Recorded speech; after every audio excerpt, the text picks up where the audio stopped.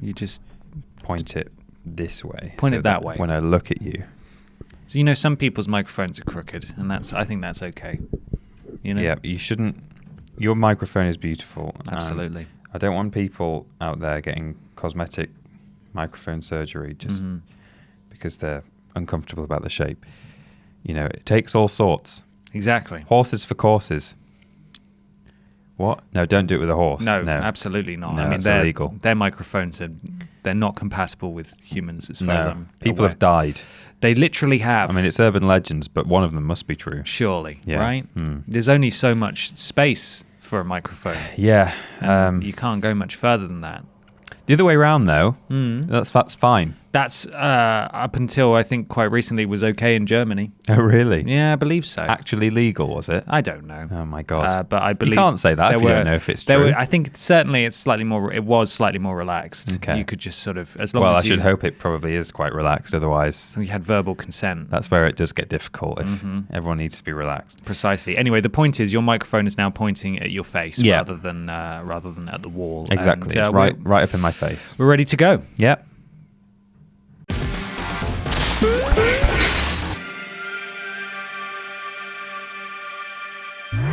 Hello, everybody, and welcome to the Triple Jump podcast. I'm Ben. And I'm Peter. This is a video game podcast. It's about video games. It's always been about video games. Yeah, all 6 episodes of it. All 6 episodes. I don't know why people would think any different, especially given our intros, usually, and this week in particular. We're recording slightly earlier this week, Peter. Sekiro Shadows Die Twice is but 2 days away at the time of recording, and at the time of release is available now. Well, because you're going on a jolly on Friday, aren't you? Thursday afternoon. Yeah. I'm having to record super early so that you can go and enjoy yourself. I'm going for a big nerd weekend, sadly not to play Sekiro, but actually to play Bloodborne. I've mentioned it in previous ventures before that once a year, usually about once a year, we have a big old nerd meetup. With a couple of friends at one of their houses, and we just sit there and play a From Software game through from start to finish in co-op, and it's super fun. We did it with Borderlands one year as well, actually, Borderlands 2. Goodness me. And this year it's Bloodborne. Yeah, it's Bloodborne's turn. We've done.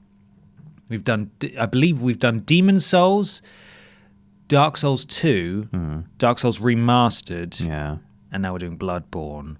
So I'm pretty excited. So you've nearly run out. You better hope that. I mean, I guess you could do Sekiro next time. Sekiro has no multiplayer. Oh, of course it doesn't. Sadly, we were talking about this the other day on the way into work. Trend bucker, a mother bucker. Just all sit there with a separate telly and console and play it together, but not together. Separo. Yes, separately. Very good. Which wouldn't be as much fun, unfortunately. But I'm looking forward to it. That's why we were recording early. I hope future Ben is enjoying Sekiro, and I hope people watching/listening at home are enjoying Sekiro too. Maybe you'll be talking about it on the next episode in What We Play In. That groundbreaking segment that nobody's ever experienced. That's coming up twice later on in, two. Well, I mean, we both bring an answer to. We do it all in one go. Yeah, it's one section, but we both have a go later on in the podcast. Enjoy that later. I'll certainly be streaming it in the coming week. Though. I'll be playing Sekiro, and that'll be very exciting. You can probably see me really struggle because, by all accounts, it's very different. Very different. There's no. There is a roll button, but instead of just being able to sort of spam roll like you could in Dark Souls and in Bloodborne, you can't really do that here. There's a parry button, there's a jump button, there's like a grapple, and there's a grapple button too. But like those are the roll, jump, and parry buttons are how you want to sort of avoid being hurt in combat, and you can't spam one of them. You have to read enemies' attacks and press the right one, kind of like For Honor. So it's going to be a bit of a learning curve, and I'm probably going to really struggle. Do lots of dying. Sekiro Shadows die way more than twice. Constantly. Shadows die at least 12 times. Loads and loads of times. So look forward to watching me very much struggle next time. Peter, how are you doing? I'm doing all right, thank you very much. Yeah. I mean, I'm enjoying myself. Just generally, just right now. Well, that's nice. It's nice to do a podcast. It's nice that we're doing it early, getting out the way so that I can just such edit. A hassle, isn't it? Edit for the rest of the week. I mean, I barely have to do anything for the podcast. You know, I turn up, and read from the sheet of notes that you mostly compile, and then I scribble my own on top of it. Right. But you're an integral part of this endeavor. Yeah. Well, just like Worst Games Ever, I couldn't do that without you co-hosting. Right. Well, it wouldn't even exist without you editing it. Well, that's friend. what I'm saying. You edit the podcast. I edit the Worst Games Ever. It's all one big symbiotic, happy family. Yeah. It's like when one of those wasps lays an egg inside a caterpillar. It's just like that. Makes the caterpillar climb to the top of a stalk. Yeah, it's like that. Yeah, so our first question, I'm really sorry I asked how you were doing. Right. Our first question comes from Reese Jones. And Reese Jones asks, The Last of Us Part 2 is my most anticipated game ever. Oh. And it will be the first game release that I take time off work for. Like how Reese is already planning to take time off work for a game that doesn't have a release date. It doesn't have a release date yet, a restate. Yes. A restate yet. Have you ever taken time off work or school for a game release? Now, school, obviously... We would never do such a thing. You can't take time off school. You have to be time off poorly. school. Exactly. Yeah. Poorly. Yeah, you don't have 27 days annual leave from school. No, you don't, including bank holidays. Yeah. Now, I have not. I've only booked actual time off work once.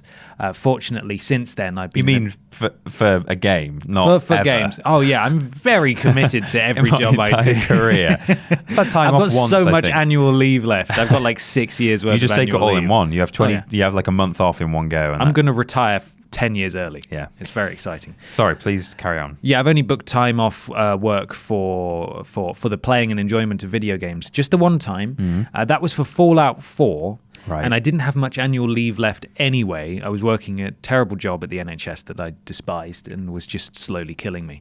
And I didn't have much annual leave left. I only had a half day that I could afford to take. Right. So Fallout 4, I was very, very excited about. And I booked a half day in the morning.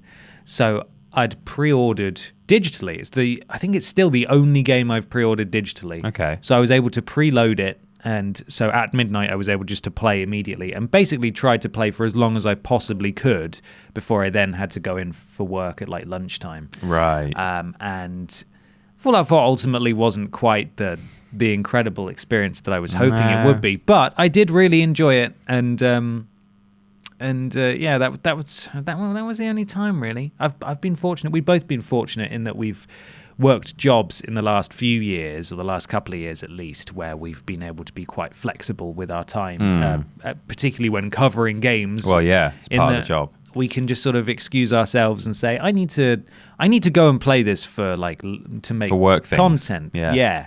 So Spider-Man was definitely one. I think you were actually staying at mine last year. Yeah. And I headed in early to download Spider-Man because we'd just got the code. That's right. And I just sat there and played Spider-Man for like an hour and a half to get to the point where we could make a video on it. And I just didn't want to stop. Yeah. It was like, so good. Yeah. So good. What about you though? Yeah, I mean, I think I once did I'm not feeling very well today at school to play Skyrim. And I don't think that was even necessarily, it was neither immediately after release, so it was like, oh, I need to get this played. I don't think it was even after, like, I had picked up the game. So I didn't pick up the game till like a little bit after release, a few weeks later. Then I had the game for a while.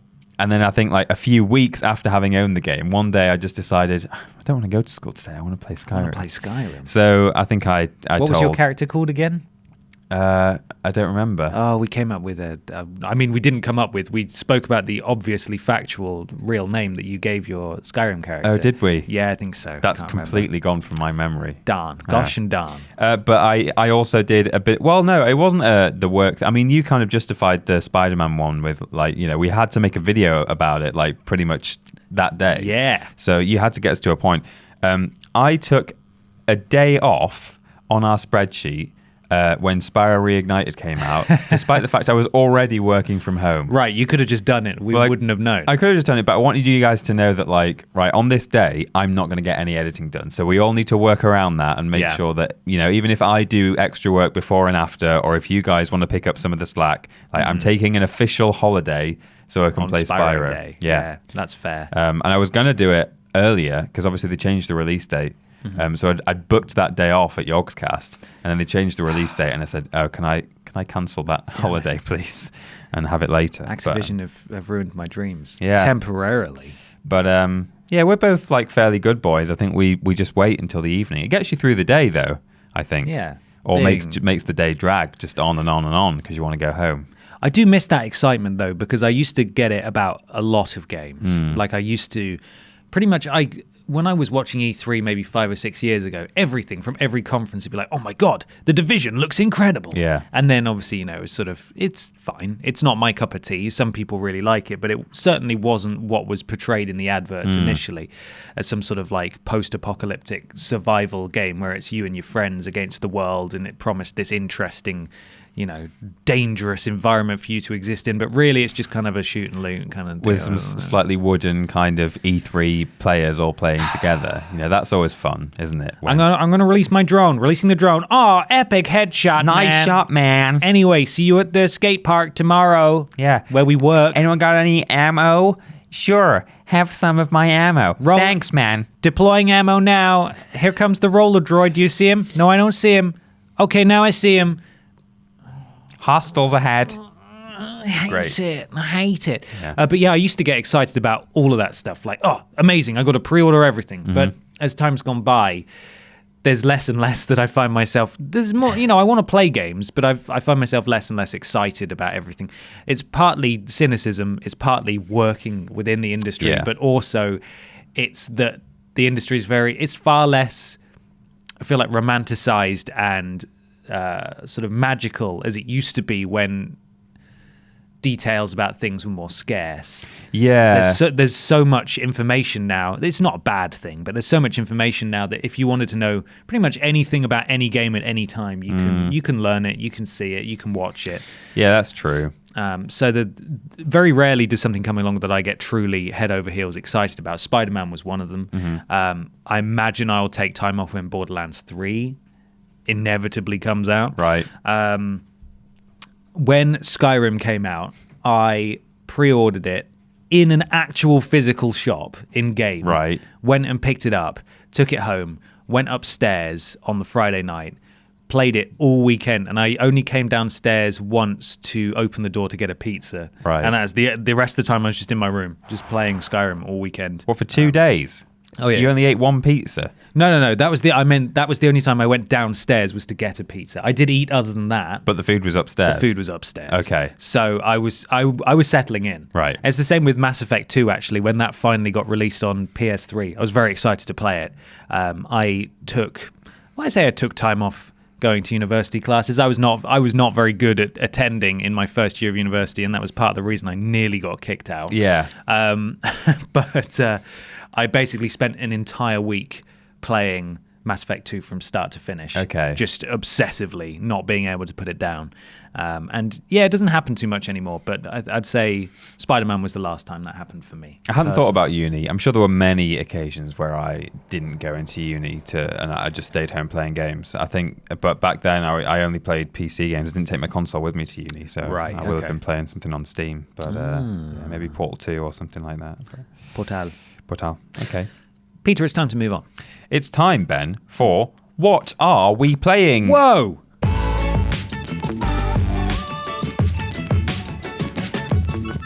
Peter, explain this ridiculous, just this alien concept to me that I don't understand. Explain. Okay, well, video games. No. Oh, well, TV.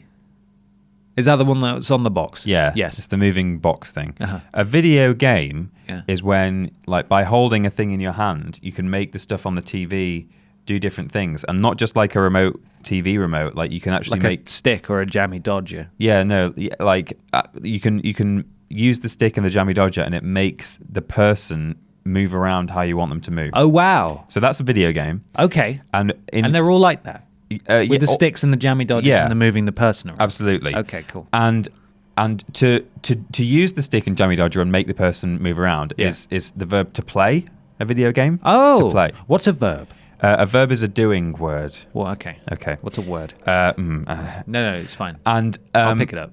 So in this segment, what we play in, we talk about the video games that we have been playing in our homes. sort of this week. Oh. Or recently. Okay. Okay. Have you been playing anything? No. No. Okay. Well, shall I tell you? Yes. What I've been playing? Please. Okay. In the office, we do some playing of these games. We do. You this week have been playing some guitar. Not guitar. Yes. Guitar. Sorry, yes. GTA. GTA. Yeah, that's how it's pronounced. Gitav. Yeah. Gitav. GTA 5. Yeah, absolutely. I have been playing some Begee. Begee. Your favorite. This is your favorite game. This probably is one of my favorite games of all time. It must be top 3, if not top 2, or top 1. Whoa! Somewhere in that three-way. Ubisoft presents Beyond Good and Evil. Ubisoft cries on stage about how happy he is. Oh, so touching. Oh, bless him. Yeah, I tried for a long time to get it working on stream. Had so many issues, some huge issues. Hello, I'm huge issues. Yes. And I've now done two parts of a live stream on Whoa! it. And we had a lovely time last time. I had a very supportive audience. People got very invested in the narrative. Amazing. Some sad boy things happen particularly in the sort of the second hour of the game. Oh no. Second and third hours. So we watched the sad boy bits. Yeah. And it's a very cinematic experience. I think, like, although it came out 15, 16 years ago, it's got touches of Uncharted about it, I think, in terms of character relationships, and some of the stuff that you do is deliberately sort of staged in a very cinematic way, so that someone sitting watching the game would probably get more enjoyment out of it than like your standard, sitting watching someone in a combat segment. Like, okay, yeah, you're wow, you axe that guy with your axe, great, you keep doing that, but like, quite often it's a bit of a spectacle. So yeah, I was very pleased that the viewing public at home were indeed engaging with it and thinking, this is good, and I want you to keep playing it for now so I can see what happens. Absolutely. Because I was a bit concerned that, after building it up across various video YouTube ventures that he has we've a tattoo as well. Yeah, I don't. Okay, well, yeah, I can't show it on camera though. It's on his microphone. It's on it, yeah. I thought you'd say it's on his micro penis. Oh, well, I mean, same difference, isn't it? Yeah. But yeah, after having just sort of gushing about this game for so long, it's nice to be able to go, and here it is. Do you think, am I justified? Please validate me. Please be kind. And people have done, and I feel okay about it. Yeah, I watched, I tuned in from upstairs through the majority of your first stream, because I've been very curious about this game. At one point I did buy it. Because I'd heard such good things before you were even a twinkle in my mind. And I just never played it. I never got around to playing it. No, I bought the PS3 HD re-release and just never played it. So yeah, I've always been very interested in it, and it looks excellent. And you can watch the first 2 parts of Peter's live streams now on the YouTube channel. Yes, you can. And he'll presumably be resuming. Presuming next week, as long as there's demand. Part 2 is definitely the one that will hook you more than part 1. Like when you watch the first episode of like Game of Thrones or something, you're like, right, okay, is this that thing that everyone was shouting about? Yes, because the small man just slapped the child. Yeah, there was some like zombie things at the start, but they've gone. So I don't know what that was about. Yeah, but the second one, things start to happen, and you're like, oh, this actually has a story, and it's got some sneaky sort of Splinter Cell style bits as well. Okay, or like MGS. I made the comparison. Metal Gear Solid 1. Like watching the patterns of guards' patrols and things like that. Sound distractions and things. We should all definitely go and watch Peter play Beyond Good and Evil then every Monday. Yeah, 3 p.m. GMT. TripleJump Twitch channel, twitch.tv/Team TripleJump. Yes, that is the boy. Ben. Hello. What you playing? So, because we're doing this early and we record usually quite late, there hasn't been a great deal of time that's passed since we last recorded. Yeah, that's why I had to settle for my stream game. Right, well, I'm doing the same thing. So I haven't actually had anything to play, but we were talking about earlier before we recorded the podcast, or started recording, that there's just not a great deal out there at the moment that either of us particularly want to play in terms of new releases. So Metro was the last one that I really wanted to play. Yeah, I've got things on my PS4, like the Hitman first season and stuff that was on PlayStation Plus and so on. But like, just feel no compulsion to really play it. Yeah. So I think Sekiro is going to, or Sekiro, however you choose to pronounce it, is going to fill that void. But for the time being, GTA started a new character, introduced Barbara Piss to the world of Grand Theft Auto, and that character creation suite is amongst the most baffling and probably worst character creation suites I've ever seen. I was watching. I did not know that that's how. Did you not? No. So my existing character, because I played a lot of GTA Online when it first launched a few years ago, but haven't really touched it since. I've just had the same character throughout, so I only experienced that character creation once. What you do is you choose your two parents from pre-selected models, and then there's a slider. You choose male or female, and then a slider that makes you more like the dad or more like the mum. Yeah.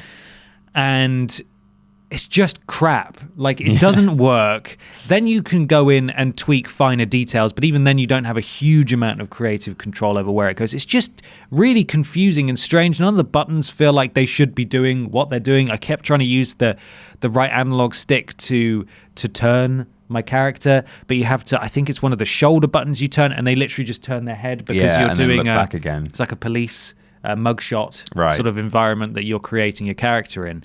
But yeah, then they just snap back to facing forwards again. And it's really unwieldy and not very good at all. It's like an inverse Fallout 4. You know, when the child, spoilers, the child is created from the two parents that you make at the start of the game. Yeah. But ultimately it's just skin tone that's affected, really. But Rockstar have looked at that and they've decided, like, oh no, why don't we do it the other way around, where, like, in order to create your person as a child, you only have control, well, not only, but you have to control their parents first, as you know, as a gene pool. Yeah, it's really a strange choice, really. It's a really strange idea. I could see that maybe making a bit more sense in games like The Sims, where you're actively controlling, or there's an active presence of the parents, but like you never see these people again. You shouldn't be forced into it, really. Like, it's what, you know, if you wanted it in The Sims, like, they've had a child,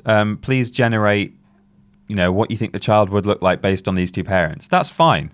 But, like, you should also have the option, like you do in The Sims, to just create a child as part of the family and be like, yeah, this is what the child looks like exactly. You know, I've got all these sliders and things. It's such a strange idea. But it's really weird. It was weird at the time. I was interested to see if it had evolved at all over the last few years. Hasn't really. I think there are more customization options now for tweaking the final character, but they've still got that ridiculous parental system. It doesn't make any sense. Anyway, then obviously they did have the official Barbara Piss haircut, which was really nice. That's fortunate.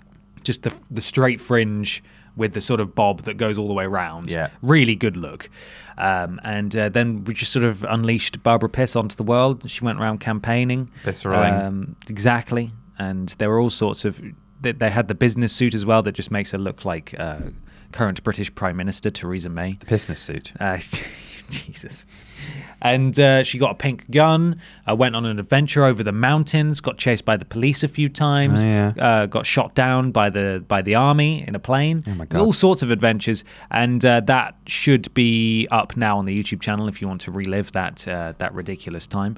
But that's pretty much all I've been playing, sadly. I'll have a lot of Bloodborne to talk about and hopefully some Sekiro next week to discuss. But do let us know in the comments below what you guys are playing. That's PLAY IN apostrophe. Yes, so play in. So it's legally different from any other similar things. Not that there are any that you might experience online. Let us know what you're playing and what you're looking forward to in the comments below. Peter, what's the next question?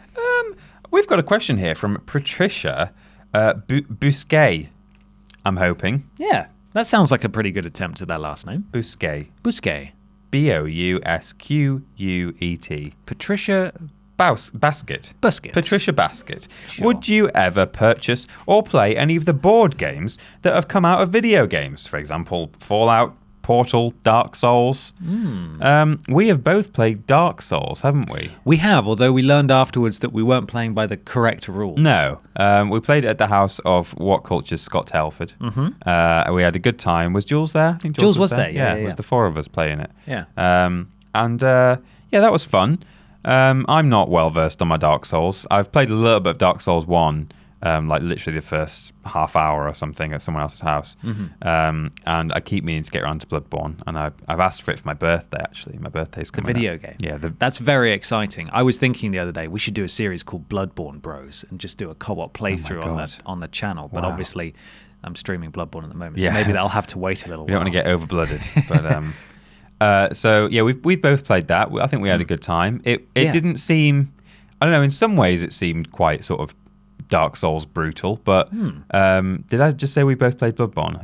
I think you implied that, but you meant the board game. I meant the Dark Souls board game. Yeah, I think there is a Bloodborne board game as well. Yeah, I think there is. Yeah, we both played the Dark Souls board game, and it in some ways it seemed quite brutal, as is characteristic of the video game. But in other ways, I don't know. Maybe it was because we were playing it wrong. But you know, I didn't feel like we were really up against it at the time. Yeah, so obviously I'm a huge Soulsborne fan, and I love the idea of the board games, but I think particularly we were just trying to work it out as we went along. Yeah, you need a strong sort of driving force, sort of running the game. Yeah, someone who's saying, right now, so what this means is, so we used to play a lot of board games with Adam Blompier when he used to live in the area, and that was.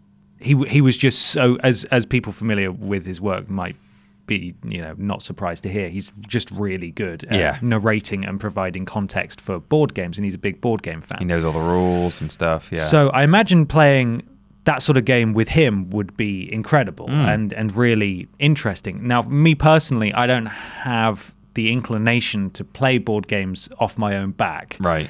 As much as I love the cool boxes they come in and how good it would look on a shelf. I think the price point is just too high for me to warrant buying them, because I know I'd never play them. Yeah. And also it would mean that then if I buy them, I have to learn the rules, and I can't be bothered. Yeah. I want someone else to learn the rules and just guide me through the experience. Invite you around. You can just take some Doritos with you and some cider and share it around and say, thanks for having me and for running this game for me. Oh, I missed those days. That was a lot of fun. Yeah, it was a lot of fun.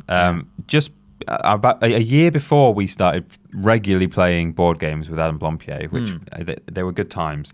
I lived with a guy at uni who was also a big board game fella. Yeah. And he had a whole bunch of them. And we would occasionally in our kitchen, there was like 4 guys, we would play board games. And one of the ones was a video game one.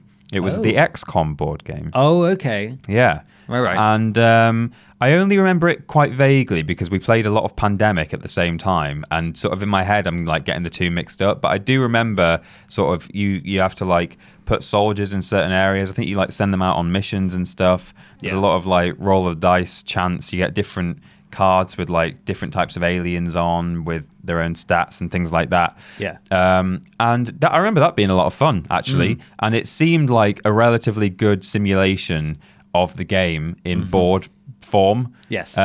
Which some board games I imagine probably aren't, Right. I bet some are and I bet some aren't, but like I guess XCOM as a video game lends itself reasonably well to a board game because that's kind of what it is. It's very statistical based and it's all chance based. You're just looking down on a bunch of figures moving around. They just happen to be animated and have particle effects, but it's kind of like a board game even when you play the video game. So it does translate well, but I am fascinated by how they adapt these game properties into board games, because the gameplay of Dark Souls obviously does not translate to cards. No. But I feel like they've done a very admirable job of highlighting the steep learning curves and difficulty that you can face in Dark Souls and things like that, especially being able to play it with a few players as well and take down these bosses. And the minifigures are really cool, and some people have done like custom paint jobs and stuff on them that just look awesome. And I'd be tempted just to buy the minifigures just to paint them. I bet some people sell them online just separately. I don't know, you can probably get surplus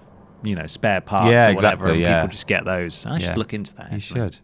I mean, we talk about how gameplay translates. I don't think I was aware that there was a Portal board game. How on earth does that work? No, I didn't know that either. And there's a Fallout one as well. Yeah, I didn't know. I mean, you can kind of understand that, like wandering around a wasteland. But how do you play Portal and board game form? I don't know. I'm sure someone will let us know. But Yeah, like the themed Monopolies. Obviously, there's a million different game because it's just you can just fart those out. Yeah, anybody just can change just Yeah. crap really. But a bespoke board game that's meant to emulate the feeling of playing the game is it fascinates me. But I personally have no time for it unless someone else is going to help me. When I was a kid, I had a bespoke, like it wasn't just a Monopoly reskin of a Chicken Run. A Chicken Run board game. Okay. Which is a video game technically. Was even it? though it was just adapted from. Was it hard, man? It was. Hey, Duck, was it hard, man? It was reasonably hard, love. Okay. But yeah, that was fun. You sort of went around. You had to like get this blueprint for a plan on how to escape, and there were loads of different ones. Like make a seesaw and drop an anvil on, and it'll like fling you. Right, like Mousetrap. Yeah, a bit like Mousetrap. And then once you had this blueprint, you had to go around the facility, the chicken farm, and like scrounge up like I need a plank of wood, I need like I need a sieve, I need this, that, and the other. It was quite fun. It did feel a little bit like a prisoner of war kind of jailbreak style board game, but just with chickens. Yeah. That's clever. Yeah, I like that. It was good. Oh. Anyway, going from something that was slightly weird as a concept, the Chicken Run board game, to even weirder, it's time for the news. Weird. And it's really weird news. It's weird news.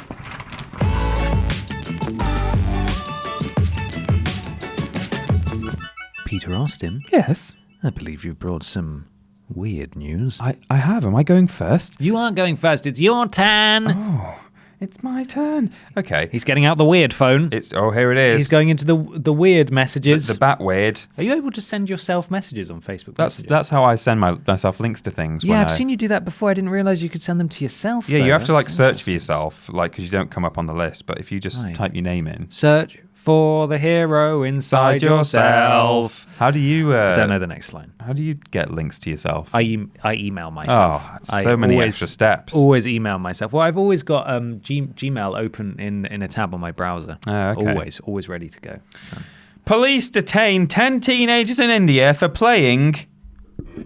I didn't want to shout into the microphone. Okay, sorry. That was a deliberate technique. My bad. Creak that. For those not watching on video, Ben just lent the microphone right into my face. I was worried.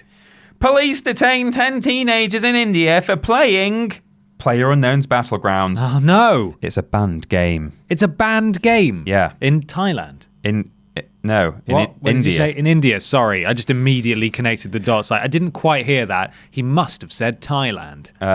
No, I didn't. Why is it banned? I banned? said teenagers. Oh, okay. That might have been enough for me. Teen band. Oh, Thailand. Oh, Thailand. Yeah, that sounds like it's just tuned out for a second. Police in the western Indian state of Gujarat detained 10 teenagers for breaking a newly announced ban on the online video game PlayerUnknown's Battlegrounds, PUBG. Oh, my God. The forerunner of Global Smash Fortnite. I mean, yeah, I guess so. It's a slightly weird way to...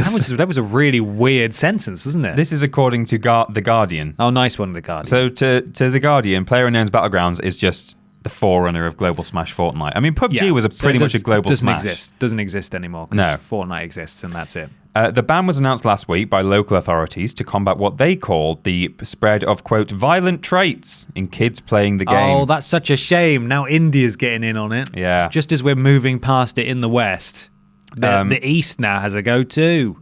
They were taken into custody, but later released with a warning. Oh, said Manoj Agrawal, police commissioner of Rajkot city in Gujarat. Sorry for mispronouncing 50% of that sentence. That was admirable. Well done. Due to these games, the education of children and youth are being affected, and it affects the behavior, manners, speech, and development of the youth and children. Right. Okay. Not a very good sentence, but that may have been translated. Who's to say? It probably was. An order by the local police dated 6th of March said, okay. Good. Okay.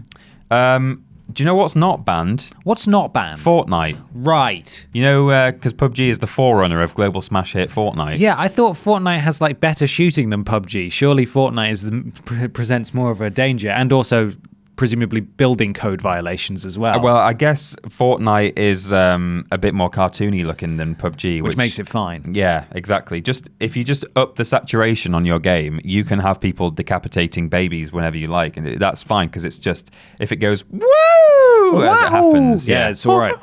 Then it's get a little clown horn. Yeah, it's all good. Yeah. Asked in a public debate in January about the negative effects of video games on kids, the Indian Prime Minister, Narendra Modi, says, "Yeah, was he playing PUBG? Like everything else, technology too comes with its positives and negatives." I don't know what that's in reference to. Was he playing PUBG? Yeah, who? Was he playing PUBG? It doesn't say. Who's Literally, the PUBG? article doesn't say who he is. That's so odd. Or did someone ask the Prime Minister if he has been playing PUBG? I don't know. So, sorry, but The Guardian just don't know what they're doing. It's just weird. The Guardian? Come on, The Guardian. As parents, we must guide our children to get the most from technology. We should encourage their curiosity to learn new things, like how to shoot each other. Yeah. That's build tall objects. Yeah. Fortnite and PUBG, each backed by Chinese internet company Tencent, are credited with helping take video games to new audiences. Bluehole and Epic Games did not immediately respond to requests for comment. That's so frustratingly backwards, isn't it? Yeah, I mean, I guess in a sense it's probably like a big discussion left for later, but you know, the whole idea of do video games cause violence, that's a big topic that's been talked about a lot in various... No, though.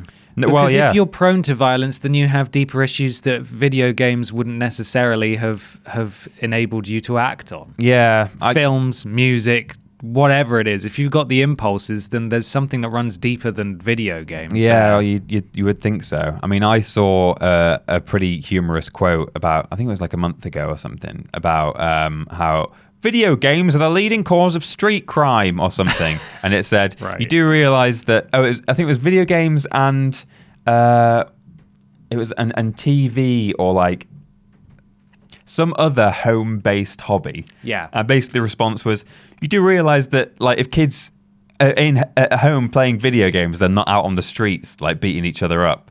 Like in a sense, video games are a way to combat street crime by getting the kids off the streets. Yeah, go commit virtual crimes, not real crimes. Yeah.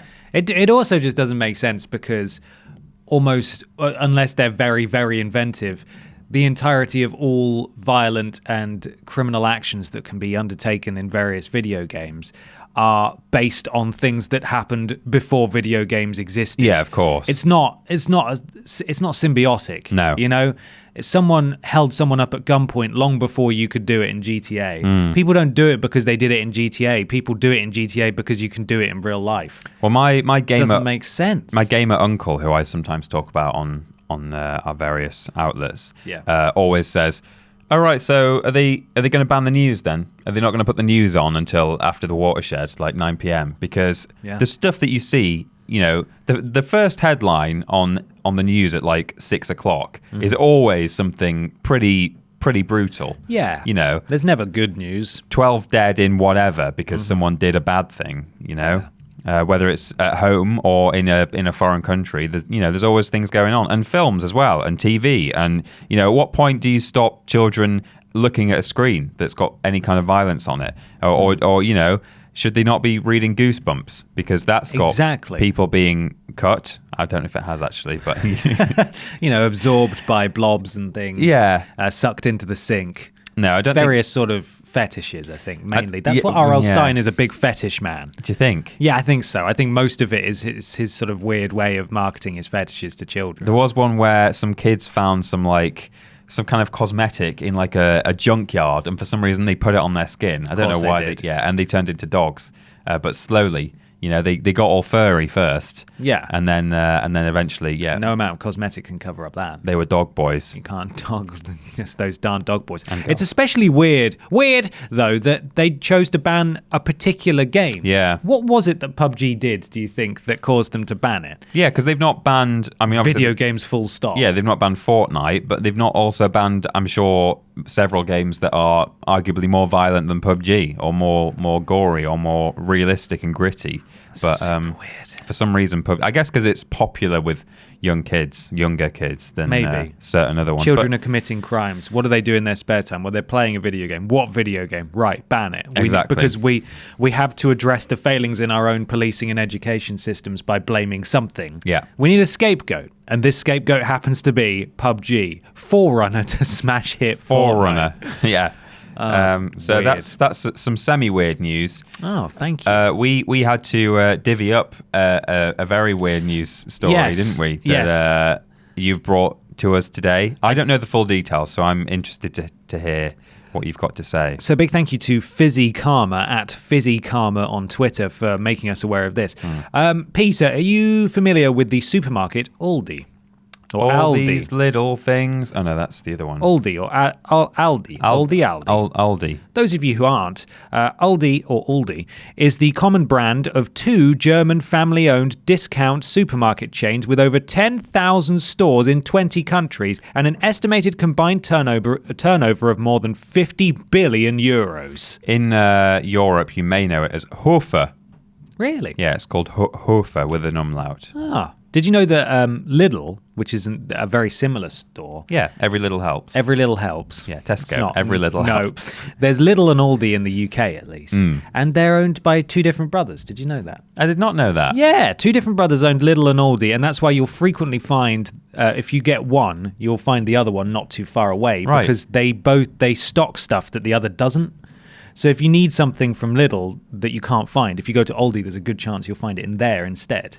Do you think there's like a big age difference, and one of them's the little brother, and one of them's the Aldi brother? A lot Aldi brother. Yeah, he's much Aldi. I could have been a lot Aldi brother. Yeah. Anyway, there's a little fun fact about supermarkets for you. They're amazing supermarkets. They've got a central aisle and they sell DVDs and like Weird wood chippers and slippers. Whatever's and going that week. it's really strange. I bought a pair. I went in. I got a quiche. I got a pint of milk.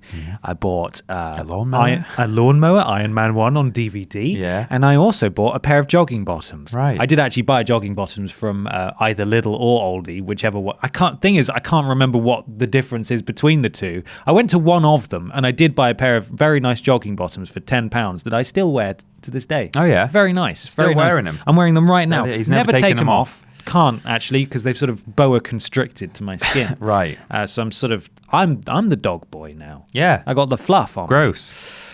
What's happening in Aldi Town? They have a new gaming promotion to target those pesky kids who are obsessed with video games. Especially the ones in India who are playing Forerunner to Fortnite and God. killing each other. So this is just in the UK, it appears, and we now go to Destructoid, who reports Tea Time Takedown, so it's called, is an upcoming promotion designed to get kids back into the real world, and, best of all, it requires no responsibility to make it happen.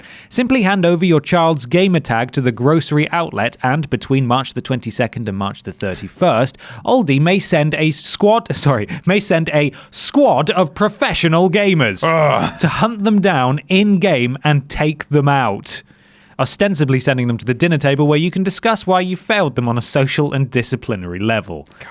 I'm not sure if anyone's clued Aldi in to the concept of respawns, it continues. I won't deny that I appreciate Aldi's prices, but this promotion seems to be ill-advised, reaching somewhat outside of their comfort zone of low-priced food and into parental/child psychology. Here's hoping that the tea time you spend together will afford you the opportunity to talk to your child about their hobbies, learn a little about why they find video games so exciting a pastime, and perhaps implement your own fair rules about restricting their usage like a parent should. Yeah. So that's the story. Aldi have basically launched this promotion. What's it called again? Sorry. Tea Time Takedown. Tea Time Takedown. Where there's an accompanying video, and it's typical, like, standard, just tired, old, stereotyped fare of like a child not at the dinner table because they're upstairs, obsessed with their video game, and there's no way to get them to come down. It's probably playing that same sound effect that they've been using for video games since about 1990. Just some Pac-Man noise. Yeah, just some sort of explosions. Yeah. If you hand over the gamer tag, a squad of professional gamers will hunt them down in game, and then it's sort of that's their plan. It's like, okay, so what's next then? Yeah, well then they come down for dinner. Yeah, they'll like, go, what? no, I got But they shot. probably won't. You know that you do die in a game, as it says in the article, and you respawn and you do come back. Yeah. They might just carry on playing. They might not realize they're being targeted. They might just think, oh, that guy's quite good. Oh, that guy's pretty good. So I've got some questions here that this raises. Firstly, obviously, it's very reductive of games as a hobby to just be like, well, let's call for the man, send him in, beat up Jimmy, little Jimmy. Just sort your kid out if you've got a problem with it. Just sort it yourself. Exactly. So it doesn't need to be that. It plays on tired stereotypes that of course children are going to be obsessed with video games. It's exciting and interesting. Have you seen video games? Have you seen what they look like now? Yeah. It's amazing. And they're sort of have actual cinematic narratives and things like that, and you care about people. It's like The Last of Us 2, Reese can't wait for that because The Last of Us 1 was an incredible experience. It's not just about blowing someone up. Exactly. Or they might be playing Minecraft where they're actively being very creative. Which is on the curriculum in several European countries. Precisely. So that's stupid anyway to play into that. Secondly, they're a supermarket chain. Yeah. That doesn't make any sense. Who are you? Single player games exist is something else that I realized. How on earth are you going to stop your child from playing The Last of Us? They shouldn't be playing The Last of Us anyway. No. But how on earth are you going to, what are you going to do? What the pro gamer's going to do? I don't get it. When they're in their single player Minecraft You're going to swap campaign. them? Yeah. You're just going to kick down their door? Oh my God. Next one. How are you going to even fill a lobby without being invited? Yeah. So presumably you get hold of this child's gamer tag. Firstly, how do you verify it is a child and not just someone taking you for a ride because this promotion is stupid? How are you going to get into their game without being invited? Yeah. It's going to be incredibly obvious that someone is up to no good when suddenly the entire opposite team is filled with, I don't know, it's not even Aldi possible. underscore. Exactly. What's it called? Squad of professional gamers. Aldi squad underscore James. Professional 1. Yeah.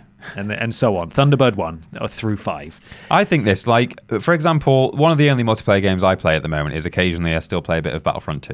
Yeah. And unless you try and join my game through PlayStation, and therefore, I have to know who you are, or I have to have the settings on that allow you to do that. Yeah. You can't do that in Battlefront. You can't just join. You can't just type in a gamer tag. You just go into matchmaking and hope that you find them. Yeah, in that 1 in 10,000 of players or however many. Presuming that the squad means they fill out an entire team. Yeah. Presumably. So you're going to need to just get into a party with basically a full team and just keep searching until you find this guy. Because if you get invited, my next one is, what game could this possibly work in? Yeah. Because no multiplayer games have a functionality where you can just invite someone to go, it doesn't work like that. No. There may well be a game, having said that, where you can invite someone to your game and then they can switch sides and go to the other team. But presumably that's already an active lobby because the child needs to have teammates. Yeah. So the other side is already going to be slightly filled as well. So the chances of joining with an entire team all ready to go is highly unlikely. Even then, the child has to invite you themselves, which isn't going to happen. No. The last one that I've got here, what if the kid's really good? Yeah, What if the kid just absolutely pantsers them? This professional squad of professional gamers. How do you even qualify? How do you quantify your professionalism when it comes to video games? I know I'm a professional gamer. Yeah. Obviously, pro streamer, pro gamer. Absolutely. But you don't work for Aldi. I've got a degree in pro gaming. Pro gaming. An MLG degree. Exactly, from the University of Mulk. Yeah. All of this just seems very poorly thought through. Love the supermarket. Don't really understand what they're trying to do here or how it's even going to work. But the promotion runs at the time of recording next week. Right. So hopefully we'll get some fun stories out of it maybe. Yeah. And we'll have to do another report back in a couple of weeks and see what actually happens. But thank you very much for bringing that to our attention. It's just so dumb, isn't it? It's ridiculous. It's really dumb. Thank you for passing that our way. We've got another question, Ben. Yes. And there's sort of a running trend I've realised through this. So in question 1, well, not really question 1, but certainly the Aldi story. Yes. And the India story. It's about sort of games being a bad influence on children. Yeah. Get them down for tea. Stop them being in India attacking each other. Question 3 comes from Matthew Slater. Sorry. Nearly said Salter. Ben and Peter, considering Sekiro is released this week, I will be spending a disgusting amount of time this weekend doing nothing but sitting on my sofa, controller in hand, possibly eating at certain intervals. When I look back, I've spent a horrendous amount of time in some games. 500 plus hours in one Oblivion playthrough comes to mind. It's said a language can be learned fluently in a similar amount of time. Do you ever have trouble justifying the amount of time you spend gaming, or do you, like me, consider it as easily justifiable as any other hobby, like fishing, for example? Greetings from the Netherlands. Now, this is an interesting thing. Yes. So, my parents, although now that I'm doing this as a job and they do watch the videos, they can see some point to me being a gamer. But until I was working at What Culture, they thought that gaming is essentially a complete waste of time. You should be outside in the hills and dales or fishing there's that and playing hoop. football. There's that hoop in the roll, dirt road. Roll the hoop. Yeah. But I have never agreed with that. There's so much from video gaming that I have learned. Like it's literally a learning tool for me. There's the example here about in 500 plus hours you can fluently learn a language. I'm not saying I've fluently learned a language from video games, but I've learned a bit of Spanish from Resident Evil 4. I've never had a Spanish lesson in my entire life. We didn't do it at school. It was an option. I chose German. Yeah. I know that. I mean, they're not phrases that I would necessarily use in conversational Spanish. Right. The word cabron. Sure. Means it's either a homophobic slur. Yeah. Or I think it's sometimes used in the context of cuck. Okay. Or it can also just mean a general sort of asshole, bastard kind of thing. Right. Depending on the context, it's one of those things. Okay. The cultists say moria es vivia, which means dying is living. Oh. To die is to live. You don't walk into beautiful. you don't say 2 pints, please. Dying is living. Yeah. But I've learned things there, and equally, in games set in historical settings, or I've learned bits of science from certain games that we didn't cover in school. Geography, I've learned history from Assassin's Creed games, like more than I covered on the national curriculum. Yeah. Things like that. I mean, I don't know how you feel about it. Well, in much the same way, I suppose you wouldn't go to Latin America and order a beer and say "Resquiacat in pace." Yeah, and then just stab them, with your hidden right between the eyes. Yeah. Ultimately, video games have always had their detractors, and there always will be detractors. But we have to just grasp onto the fact that these people are dying out. More and more people are growing up with video games, and fewer people are alive who never experienced them in their lifetime. Mm-hmm. And I feel like possibly maybe the generation above us were the last, or were probably the last people who really had to fight to justify playing video games. Because you and I, as you said with your parents, and very much the case with me as well, like they wanted me outside and doing other things. I think just because they just, it's important to encourage your child, not like Oldie are doing. It's important to encourage your child to go out and exercise and experience a vast, diverse hobby base. Yeah, you shouldn't just be playing games. Exactly. But, as I've grown up, and as you've grown up, and talking to our parents like adults and explaining what we do and the importance of video games and how big this industry is, it's becoming less and less a case of, well, I spent the weekend playing video games. Oh, that's a bit of a waste of time. That sounds awesome. I wish I could have played video games all weekend. Yeah. What it boils down to is, does it make you happy? Because if it makes you happy and you enjoy it, then it's not even about it being a perfectly okay hobby to do. It's that you derive some pleasure from doing it, and that's really what it should be about. Yeah, I mean, Matthew gives the example of fishing at the end of his thing. That's quite a good kind of comparison to make, because it's one thing saying going out playing football or going running, because there's a health aspect to that, but fishing, it's not super strenuous. I know every so often you might get a whopper. Whoa! Oh, reel it in. It's huge. Ah! Oh no, he's taken my rod. Or something like darts or pool or snooker. I don't think your parents would necessarily have a big problem with you if you went down to the youth club and played a game of pool with your friends in the village. So there's not really a reason why they should have an issue with you going out playing video games. I mean, that's the other thing, is the social aspect to it. I've met people I've become friends with people through playing games. Yeah. I remember when in my early days of YouTube, I played games with a guy called Chris, and we would occasionally upload videos. Eventually, we ended up just like meeting up and hanging out. He lived in just north of Newcastle. Yeah. And I went to uni just north of Durham. That's where I was living.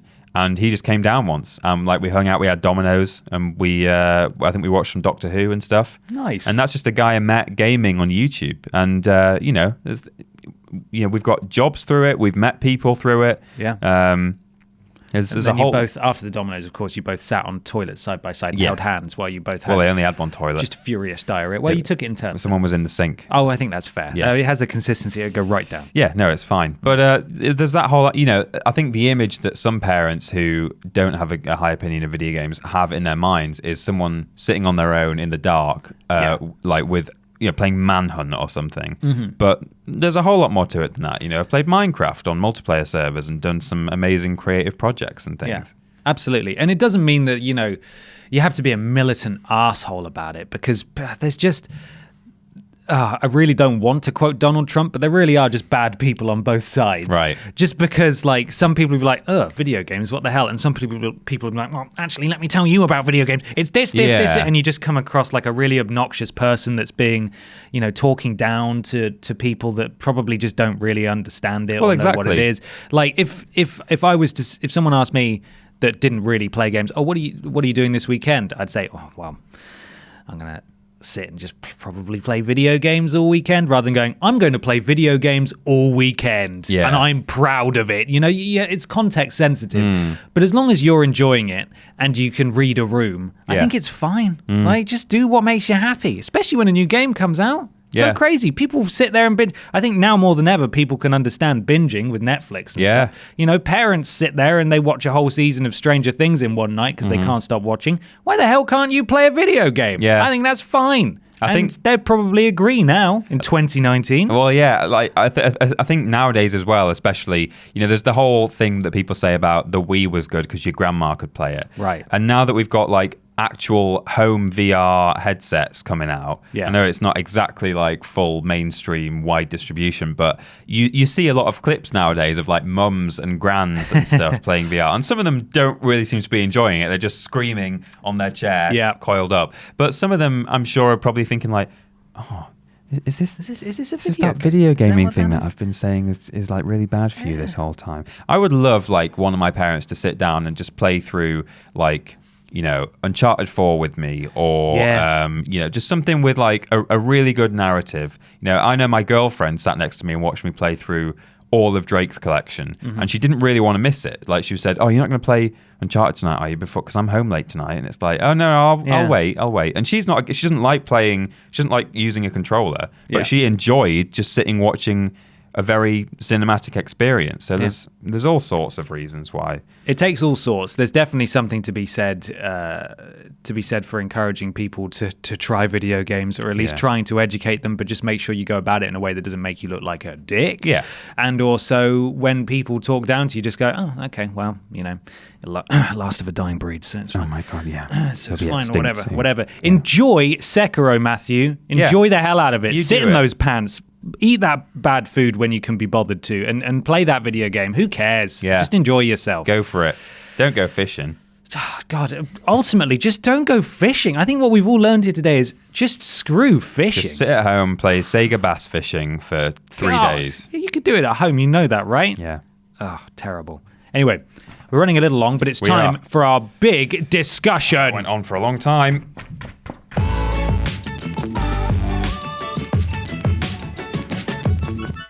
It's time for the big discussion. It is. Google.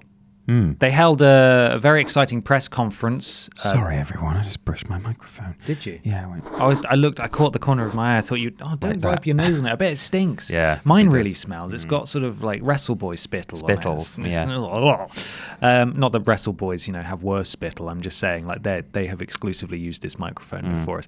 GDC, Game Developers Conference. It's an annual meeting of developers, publishers, store places, platform holders, all sorts, press, and it's sort of a very event, if you get what I mean. Whereas E3 is very outward facing, GDC is inward facing. You know, you have Gearbox last year showing off their new engine to, you know, industry colleagues and so on and so forth. The Last of Us is or Naughty Dog's Neil Druckmann holding a talk about storytelling in video games and stuff, and talking to his fellow industry colleagues and stuff.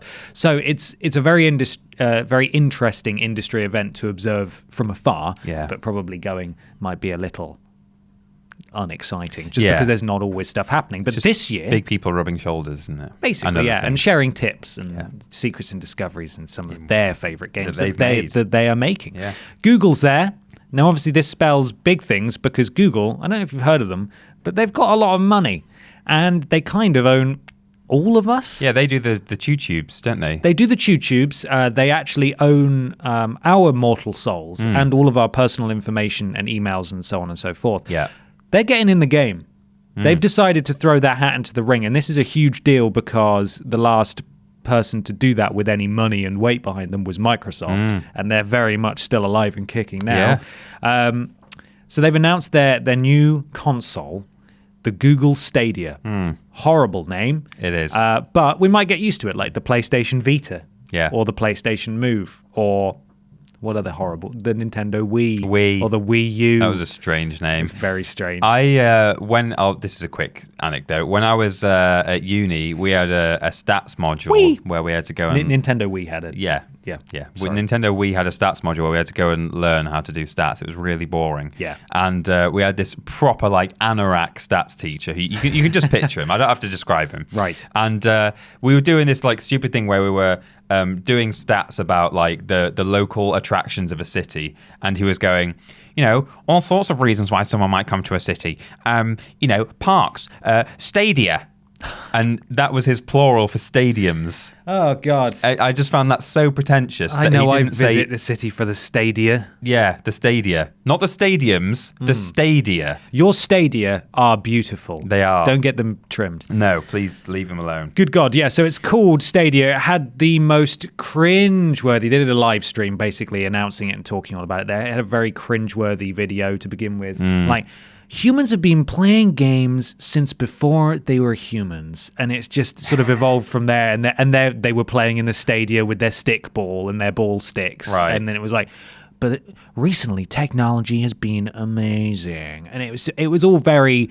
You could tell it was angled at the mainstream press. And Doom. The Doom fellas from id were there as well, talking about Doom, and I noticed how they did not show any gameplay footage at all. I was like, go on! I did a tweet. Show a monstrous decapitation to the mainstream journalists, you cowards. Do it. He described it in a very tame. He says something like, you know, you're a very powerful soldier. You're like an unstoppable force. You rip eyeballs out. Come on, man! It's a video game. Have fun with it. He just described him as like a very powerful force who's sort of unstoppable, going through incredible worlds. Oh, incredible worlds. Yeah. Anyway, I've broken it down from an article from IGN, which we will link in the description.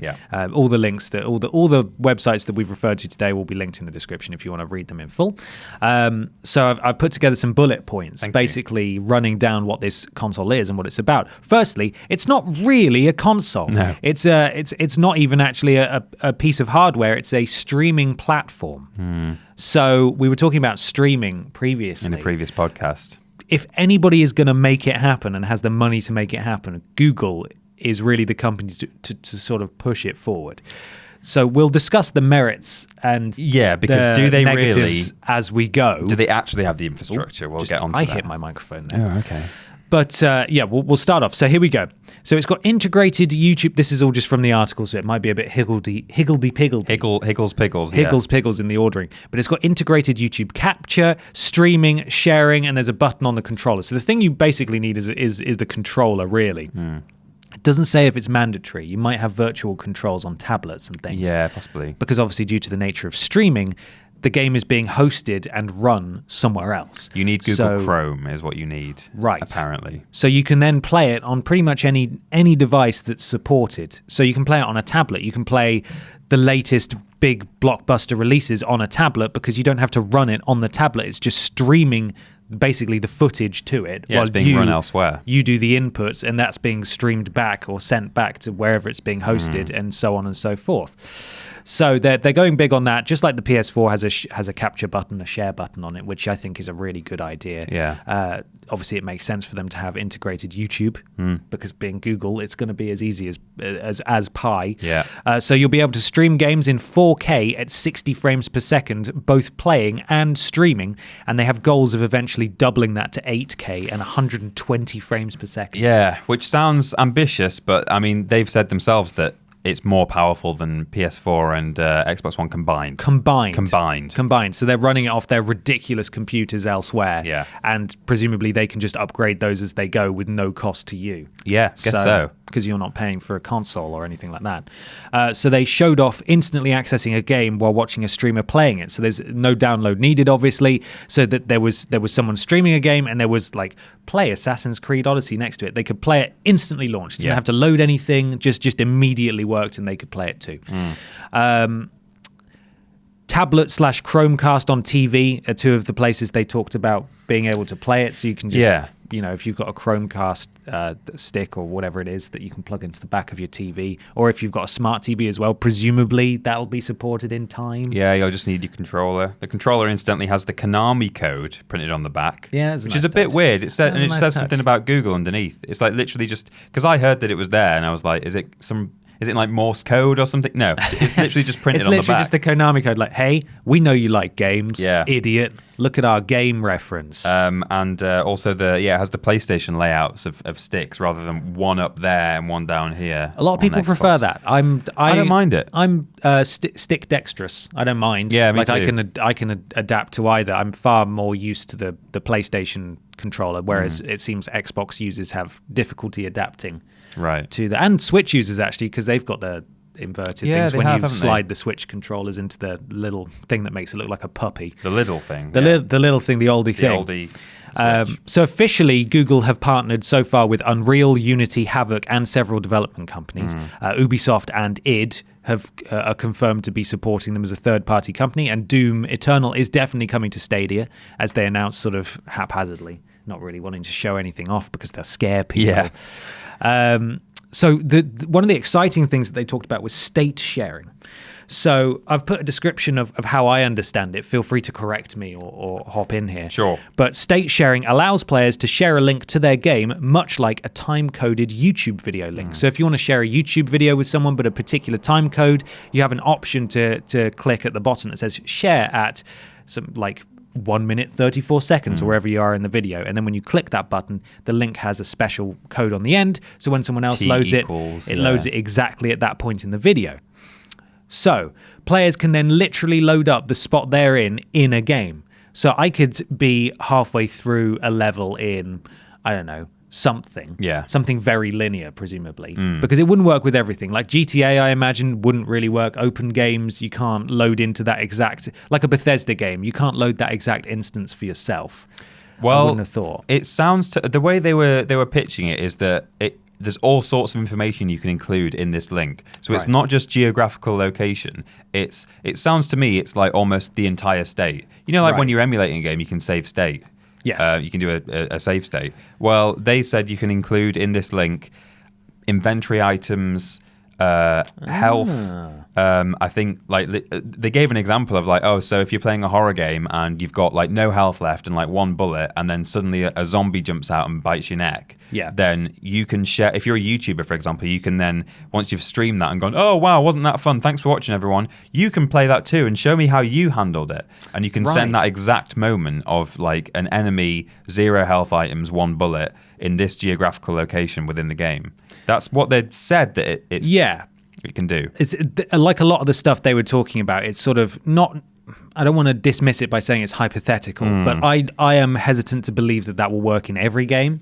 I think certain games, particularly indie games, I still think it's an incredible idea to literally send Peter a link and just say, hey, give this a try. And then he loads into that exact same instance and can then play it for himself, because that creates all sorts of opportunities for replayability, for doing challenges and things like that. Say, here's my link, give this bit a try with what I had in my inventory at the time, or whatever. Q Games, who have published Lots of titles people may be familiar with, the Pixel Junk games from a few years ago. They're apparently building an entire game just around this feature, which will be interesting to see.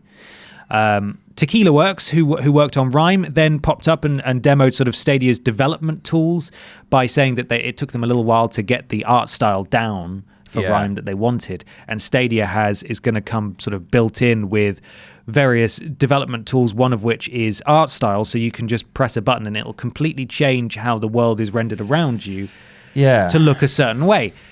That sounds cool, but surely there is a limit to the amount of those that exist, and will games not end up potentially looking very similar? Well, any people who use it, that is. This is a weird thing. So yeah, what they had was this sort of grayscale character wandering around like a sort of temple ruin or something, and everything just had a grey texture on it. And then they said, oh, and here's this famous, I didn't even know this painting. This is like a famous American painting. It's called like blue, yellow, and red or whatever. Right. And they showed the painting on the left, and then suddenly it was integrated into the game. So all the textures have, and it had done it, like it looked quite nice, I thought. Like it wasn't just like, we've looped the texture over everything. And it like lifted little bits and like put it around. I think it's software that kind of learns based on kind of input from human response, and they say, yeah, you did well on that one, good. And then they instantly added Starry Night by Vincent van Gogh, which made everything look all swirly. They did like a weird Pac-Man one. Did you see that? Yeah, they said this was one of our favorites. I thought it looked horrible. It did look horrible. But I think it's a proof of concept, right? This isn't exactly how this is going to work, but that's the kind of stuff you'll be able to do with it. So in terms of things like whether could games end up looking similar, I don't think the point is that like devs are going to be just applying various like presets that like come with the software. Right. I think they would like create their own image with like the colors and like sort of textures and things that they want, then give it to Stadia, and Stadia will go, all right, I see. It's like a mood board, I think. You create a mood board, you give it to Stadia, and it goes, oh, I understand how you want this whole game to look. I'll just do it for you. Sort of like color swatches, is that the word I'm looking for? Yeah, a little bit. Sort of like when you're painting a room, and it's like, well, you like this color, you might also like these colors. Exactly. They complement it. But I think sort of with textures and things like that as well, like, not just plain colors, but actual almost, what's the word? Like haptic. Tactile is the word I'm looking for. Yeah. Tactile textures on plastered on walls and things. Yeah. It's cool. It's a really cool idea. They've also confirmed that crowd play will allow viewers of streams / videos to like just jump straight in, just like we talked about earlier with the streaming.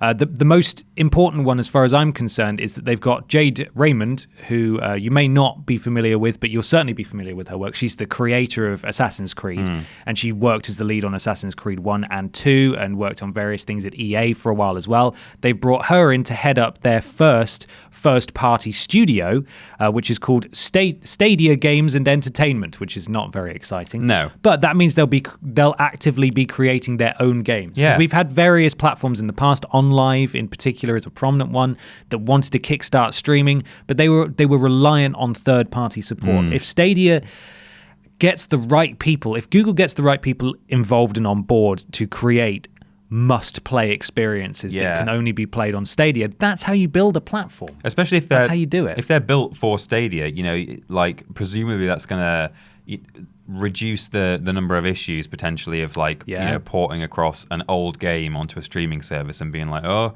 hope this works with the technology. And it would officially be the most powerful sort of platform out there. I know people, technically it's running on a PC, so people could have a PC that powerful, but the games being developed for that extremely powerful PC are also being developed for PCs that aren't that powerful, whereas this will be exclusively developed across the board for a platform that is extremely powerful and everyone can experience the same thing. Unless, which we'll get to in a minute, which it all hinges on, as we've spoken about numerous times and is the main concern with streaming. So it will also be able to support crazy multiplayer. This sounded just mad. So they were talking about how co-op games are sort of slowly dying out because as games get more advanced, once you have it sort of on screen twice, rendered on screen twice, locally, it becomes a bit too much for the consoles to handle, and just developers are doing it less and less now. I'm However, all about trying to save local couch split screen. me too. Yeah. That's part of the reason why I love Borderlands so much, is that you can have 4 players playing this ridiculous game at the same time. Yeah. Co-op games. They showed off a couple of tech demos for various sort of proof of concept games that they're designed very quickly. Well, I say very quickly, like in a few weeks, just to show off what could be done. Yeah. Co-op games, they've made something where you can view the perspective of several different teammates at once. So like it just came up with, what's player 2 doing? And it popped up in the corner. Player 3, player 4, player 5, and it all just, because it's all streaming. It's not being rendered locally. So it's not an issue. They showed off a open world, fully destructible city with no stuttering or slowdown whatsoever. Just stuff like collapsing around them, and yeah. That there's the potential for even 1,000-person battle royale. Yeah, that's the mad thing I was talking about. Like, would you even want to do that? Well, that's the thing. Bigger is not always better. 1,000. What are the odds of coming first in a 1,000 game? Imagine just playing for like over an hour, and then just dying, and you came 450th. Yeah. All right. I mean, playing a 1,000 competitive multiplayer game doesn't sound like that good. But on the other hand, a 1,000 player cooperative multiplayer game, there's some sort of crazy, weird potential for that. Imagine 1,000 people working together to do something. Yeah, building something. Imagine arriving in a Minecraft server with 1,000 people where no griefing's allowed and you're all working together to build something, and you've got foremen like pointing you in the right direction and stuff. It would literally be like arriving at work. It would be unbelievable, but it would push games forward. But as I've noted here, the only way that would ever truly be feasible is if they made that themselves. Because while they really do need third-party support, it would take a lot of convincing and presumably a lot of money for, say, Ubisoft to decide to create from the ground up a 1,000-person battle royale game that's only going to be on this new platform. It would have to be exclusive, yeah. Exactly, because nowhere else would be able to run it. So it would have to be an exclusive. It's launching 2019. It is. It's launching this year. No price confirmed yet, or if there's a subscription, or how that would work, or if you have to pay for games independently. Yeah. They've also said that there's going to be full cross-platform play. Yeah. With the options for players to import save data over, which is interesting. There's certain aspects of this where you do actually feel like they kind of know some of the things that gamers want and appreciate, and you know, sometimes these things, when a new thing comes out, it's full of big wig kind of boardroom ideas that don't actually work. But the idea that, you know, they said, our personal favorite memories playing video games were couch co-op, you know, split screen. We want to try and bring that back. Yeah. You know, maybe people want to bring their save data over onto our platform. You know, that's just a quality of life kind of things that, you know, it shows that they do actually understand gamers to an extent. They do. They've clearly done a lot of research. Yeah. However, internet speeds. Yeah. If this is a streaming platform and you're talking about 4K, you're talking about 60 frames per second. 1,000 people. It's gonna. I still don't think the internet's there yet. But here's the thing that's been annoying me about how I've seen this, or how I've seen this unfolding in the reaction to it. Because obviously that's a huge concern, and that's totally warranted, and that's totally fair, and I completely understand that. Yeah. However, you cannot. You shouldn't be so dismissive of it as a whole just because of that. Some people have seen that and just like, well, streaming, get out of here, not interested. Yeah. This is definitely the future. We may not be ready for it yet. We were talking about whoever takes that first step, it could be a career ender for them because people aren't ready. If Google is their first step into the world of gaming and they have the capital to back it up, they can bring the right people on board, they can advertise how they want it, they can get the integration down. I think they're in the perfect place to take this first step to push the industry forward. And it doesn't sound like, apart from the fact that they're opening up a first-party studio, it doesn't sound yet like they really want to go toe-to-toe with the existing platform holders, which I think means that people, especially video game enthusiasts, they're so resistant to change a lot of the time that they'll see this and go, well, you know, it's not going to beat Mario. It doesn't have to beat Mario, but it can be a fantastic alternative with great ideas that pushes the industry forward by just being competition. And depending on who gets on board, you might be, I mean, maybe not Mario, but you might be able to play a bunch of, all the cross-platform kind of IP. Potentially. You might be able to play that on Stadia, perhaps in a better, more beautiful, more responsive way than ever before. Yeah. Unless your internet's not very good. Exactly. They showed, I think this was the worst thing for me, is that I've seen a 3-second clip on Twitter. It was kind of out. It was lifted from the conference somewhere, and I didn't see it in context. But basically, someone was playing Assassin's Creed. Yeah. They walked up to this ledge. They pressed the A button, and on the third press, the character jumped up. And it's like, this is your own conference. You were ready for this. You've got all your own infrastructure set up. This is the best case scenario for that to work seamlessly. Yeah. And it didn't seem to work. Now, sometimes there are just technical issues and you can't help it. They're live on the internet streaming this reveal. Unfortunately, that happened. Yeah. We'll have to see, I guess, just how responsive it is. But Absolutely. Yeah. Absolutely. I mean, fundamentally, I think it's got some really interesting and very exciting ideas. Like, there's a lot of stuff in there, like the integration of sharing and being able to, I think saving share states is huge. Yeah. Like, that's going to be, I really do think that's going to be a game changer. Joining a streamer's game very easily. Exactly. If you're going to make a console about streaming, it needs to have this kind of integration, and Google has the money and the clout to actually make that happen. Fundamentally, though, it's going to be down to internet speed. Yeah. It's going to be down to price points, and it's going to be it's going to be completely limited by what's actually released on there. Which developers get on board. They need the third-party support. They need the first party to really drive it and make, have there be experiences that cannot be enjoyed anywhere else. That's what it's going to be: games, price, and internet speeds, and that's it. Immediately some people just aren't going to be able to use this. No, they're just not going to, just because of where they live. Yeah, definitely. And that's difficult, and Google knows that. And there's going to be, unless they announce that, hey, we're going to sort fiber to everyone. Yeah. If you sign your life rights away to us. Yeah. There's going to be people who just cannot play this. But for those people who can, they need to do the right things to make sure that they want to do it. And it sounds like they might be doing that.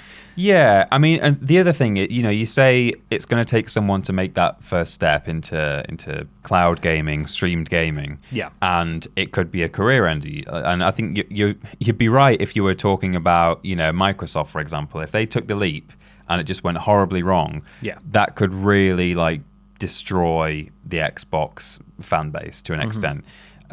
Google, coming in without a precedent, without a console, at least they're not going to alienate a current console audience that they have, because they don't have that. They're not going to. They've not made an announcement that's made all of their current players go, "Oh no, I don't like this anymore." Yeah. So if this goes wrong for them, I mean, evidently they must have pumped so much money into just building the infrastructure alone for this. Yeah. So I'm sure there'd be some heavy losses, but equally, Google are a massive corporation. They'll be all right. It would be just a bit of a dent, Yeah. So if anyone was going to do it and take the risk, I'm kind of glad that it's Google and not Sony, Microsoft, or Nintendo or Steam, because it matters less if it goes wrong for them, and it's good of them to try at least. I agree. It could be another Google Plus. Yeah. It could go the way of Google Plus, and everyone's like, no, and then just is forced to use it, and then nobody ends up actually using it for its true purpose, apart from changing your profile photo and then thinking, oh God, how do I get back to YouTube now? I'm stuck in Google Plus. Yeah. What's a circle? I can't get out of the circle. It could go that way. However, the ideas that they've presented here are so interesting that you've got to imagine Microsoft, Sony, and Nintendo are sat up and paying attention. Yeah. Of course they are. But just in terms of the ideas that are presented here, if they're looking to the future, presumably the PlayStation 5 is too far along in R&D and development now for it to actually, for sort of game-changing ideas that have been brought up this week to be implemented at this stage. But certainly looking forwards, they'll be paying a close eye on, to what Google are doing. Yeah. And we may well see it on other platforms as well. And Sony, in developing the PlayStation 5, they will have always known that cloud gaming is an option, and they will have weighed up whether they want to do it or not. But they've got PlayStation now already. Well, sure, yeah, that's true. It's just not very well supported. But assuming it's probably not massively integrated as a huge part of the PS5, that will have been because they made that decision and thought, well, no, that's not for us right now. But maybe if they see, it's like we were saying, it's going to take someone to test the waters and try and slowly bring people over. A little bit like how the Wii did it with motion controls. And there were some motion control consoles before then, some really retro ones as well. Like they go back like 10, 20 years sometimes, really janky ones. But the Wii did that, and since then, now it's an integral part of like VR headsets and things. And so this could be the first big step into true cloud gaming. Absolutely. This could be a very real game changer. So please let us know what you think about it in the comments below, and also tweet us and let us know your thoughts too. Again, try not to be so cynical just yet. I know there's a lot of hurdles for Google to overcome here, but certainly the ideas presented seem pretty well realized. And again, even if it goes the way of Google Plus, it could end up changing things just by virtue of having existed and being spoken about in the first place. Yeah. So let let the us other know. Platforms into gear. Exactly. And more competition is good as well. Like Yeah. it just drives innovation, and I think that's just a good thing. Peter, Yep. where can the listening/viewing public find us if they want to? We are everywhere, pretty much everywhere at Team TripleJump. So our YouTube channel, if you're not watching there right now, is youtube.com/Team TripleJump. Yeah. We also stream on Twitch. That's twitch.tv/Team TripleJump. You can follow us on Twitter and Facebook. That's twitter.com and facebook.com/Team TripleJump. And we have a Patreon. If you wish to support us, that would be very nice. That's patreon.com/Team TripleJump. In fact, all the questions today came from patrons. Absolutely. Yes. to say that. There are various benefits. Seeing Worst Games Ever 2 days early and so on and so Which you forth. did yesterday, if Yes. you're listening on the day of release. Absolutely. The other way you can support us is by going to our website, triplejU.mp, that's triplej.mup/shop. And we have a store there where we're selling all kinds of merch. I'm not wearing mine today. I'm wearing a hoodie. It's in the wash. And there are also 2 mugs on the table. Yeah. And there's 2 mugs sat behind the table. I'm wearing the swimming costume underneath. You are. Peter's always wearing it. Yep. So the podcast is now everywhere, isn't it? It's now everywhere. iTunes, Spotify, so on. If you want to find it at the source, play.acast.com/s/TripleJump. There are links in the description of all the videos now with all the relevant podcast links if you want to go check them out. And I think there's one last thing. Yeah, we've got a Discord, which is one of the Patreon rewards is there's an exclusive Discord room. Yes. But you can join it if you're not a patron. You just can't get in the special room. That's bit.ly/Team TripleJump. Yes. Yes. And I think one of the other rewards is a monthly Discord chat. Live chat with us, where you can ask questions and we will answer them. I think we're going to try and do that next week. We'll be speaking to you on actual audio waves live. We're going to do a Patreon post about that. So if you're already a Patreon, look out for that. And we will try and realize that in the next week or so. So look out for that. In terms of our output, lists go out every Tuesday and Thursday. Streams every Monday, Tuesday, and Thursday. At 3 p.m. GMT. We did it Wednesday, the week just gone, because of shuffling things around. Worst Games Ever is fortnightly. This week happened to be a worst game, so go and watch it if you'd like. It was good. Really appreciate it. And the podcast is every other Saturday. Peter, thank you very much for coming along. Thank you very much for having me along. We ran a little long We there, had a lot but to talk about. it was an important, very important discussion. So again, please do let us know what you think in the comments below. We'll be back next Saturday. Thank you very much for watching / listening, and we'll see you next time. We will. See you next time. Bye. Bye.